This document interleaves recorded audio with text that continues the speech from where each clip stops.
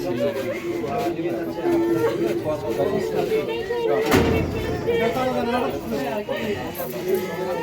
Idea হবে, আমি 8 বছর হলে ঢুকছি এখানে।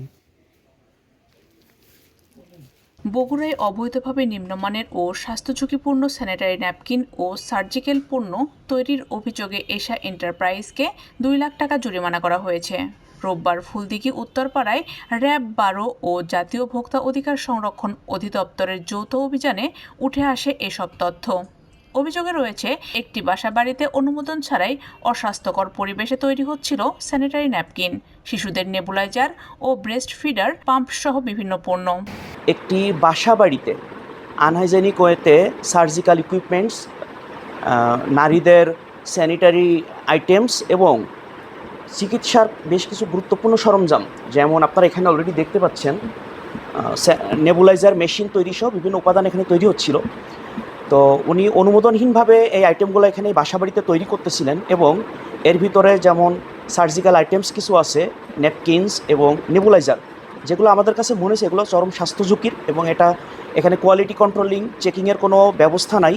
তো এই জন্য আমরা ভোক্তা অধিকার অধিদপ্তরকে ব্যাপারটা অবহিত করি।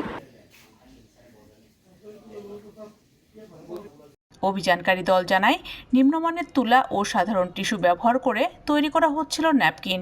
পাশাপাশি প্যাকেটের উৎপাদন স্থল হিসেবে অন্য এলাকার ঠিকানা ব্যবহারের অভিযোগও পাওয়া যায়।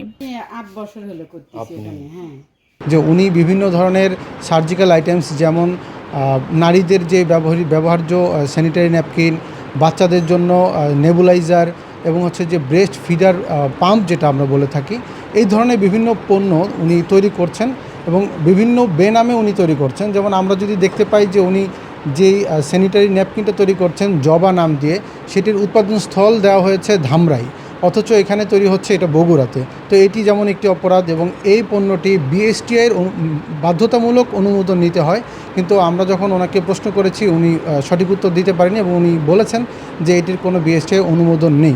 এছাড়াও সবথেকে ভয়াবহ যে বিষয়টি, আমার হাতে আপনারা দেখতে পাচ্ছেন যে যেই পদ্ধতিতে তৈরি করা হচ্ছে, এটি আসলে এই ফ্রেশ কোম্পানির আমরা যে হাতে মোছার যেই টিস্যু, সেই টিস্যু দিয়ে এবং এই তুলা, নিম্নমানের তুলা দিয়ে উনি কিন্তু এটা র্যাপিং করছেন এবং পরবর্তীতে প্যাকিং করে এটা কিন্তু বাজারজাত করবেন, যেটা আসলে আমরা একেবারে খালি চোখেই দেখতে পাচ্ছি যে এটা আসলে মেয়েদের জন্য একটি স্বাস্থ্যর হুমকি। আসলে এটা ব্যবহার করাটা একেবারে আনহাইজেনিক। তো আমরা কিন্তু আরও একটি বিষয় আমরা এখানে লক্ষ্য করেছি, সেটি হচ্ছে যে ওনার যে ভুল ঠিকানাটা, এই ভুল ঠিকানাটা ভোক্তা অধিকার আইনের 44 ধারায় প্রতারণার শামিল। তো আমরা এই প্রতিষ্ঠানের যেই অংশে এই পণ্যগুলো তৈরি হচ্ছে, তো সেই অংশটাকে আমরা আজকে সিলগালা করছি এবং এই প্রতিষ্ঠানকে 2 লক্ষ টাকা আর্থিক জরিমানা আরোপ করেছি এবং পরবর্তীতে উনি আমাদের সার্ভিলেন্সের মধ্যেই থাকবেন, যাতে করে মানব স্বাস্থ্যের জন্য হুমকিস্বরূপ কোনো ধরনের কর্মকাণ্ড এখানে এবং এর পাশাপাশি বগুড়াতেও যেন কোথাও এটি সংগঠিত হতে না পারে, এইটা আমাদের সবসময় প্রচেষ্টা থাকবে। পরে প্রতিষ্ঠানটির মালিক এমদাদুল হককে 2 লাখ টাকা জরিমানা করা হয়।